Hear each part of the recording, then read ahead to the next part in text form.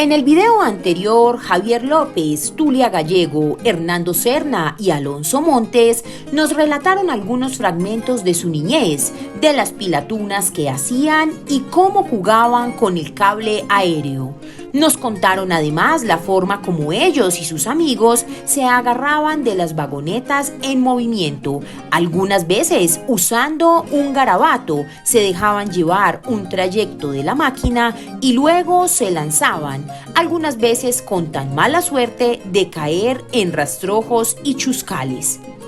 De travesuras y anécdotas está lleno el cable aéreo, recuerdos inolvidables que aún están fijados en la memoria de aquellos que vivieron su niñez en uno de los proyectos más importantes para la región y el país en la primera mitad del siglo XX.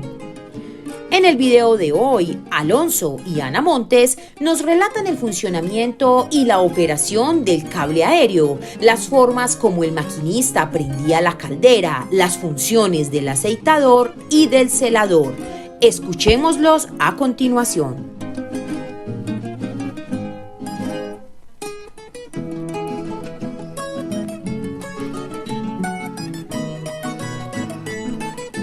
Porque el cable no era entero, no, por secciones. Uno Camelia Miraflores, Miraflores Cajones, etcétera, por secciones.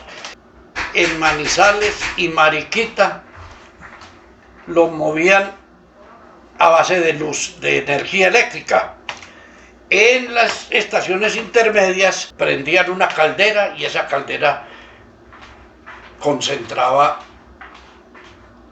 el aire, el vapor en una caldera, y de esa caldera pasaba y ese era el con que movían el cable, semejante mole.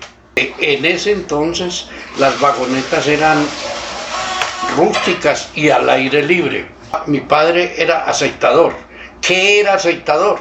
Una cosa es decir, otra cosa, eso, un trabajo de los más arriesgados. En ese entonces pues no había seguridad de ninguna naturaleza. Era al aire libre y el cable andando, y él tenía que bajarse en la torre, la vagoneta sin parar, andando.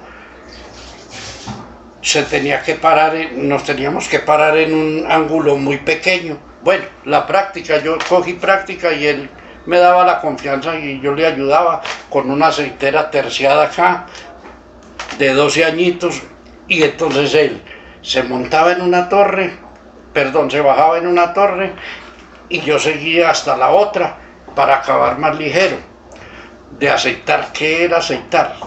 Bajarse en la torre, subirse a donde están las poleas, que ustedes pueden ver ahí en la torre 20, y prenderse de acá, estirar la mano con la aceitera al aire libre, sin ninguna seguridad, y aceitar todas las poleas.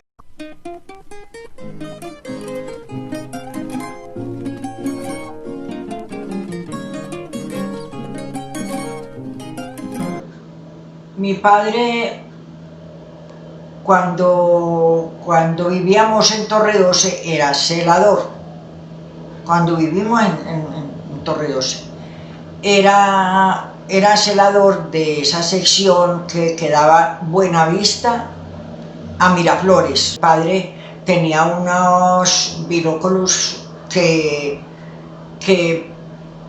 eso era lo que le ayudaba para mirar los carros de los vagonetas, que no quedaran en peligro de que los fueran a saquear. Entonces mi padre era con el teléfono y con los binóculos mirando hacia un sector, hacia el otro, porque cuando paraba el cable del todo ya era una cosa muy... Cuando él decía ya, paraba el cable para poder quedar la carga, que no quedara ni sobre las torres ni en unas partes muy bajitas donde lo pudieran saquear. Él miraba a ver cuáles habían quedado en más peligro y tenía que dar la ronda por trochas, como fuera, pero él tenía que hacerse ver que él estaba vigilando las vagonetas. Había caldera donde donde movía el cable.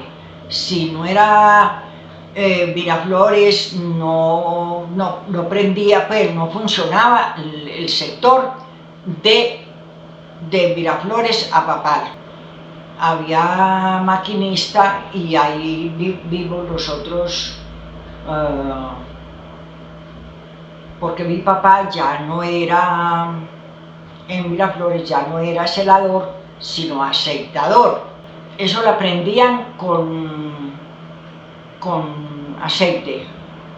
Eso lo cargaban de carbón mineral, y eso se ponía rojo, ese carbón quedaba rojo, horrible, y eso tenía unas puertas que las cerraban, y eso pues ya funcionaba y empezaba hasta que el agua de la caldera no estuviera bien caliente, que eso tenía sus reglas para ver si ya podía la caldera con vapor sacar el vapor para poder mover el cable.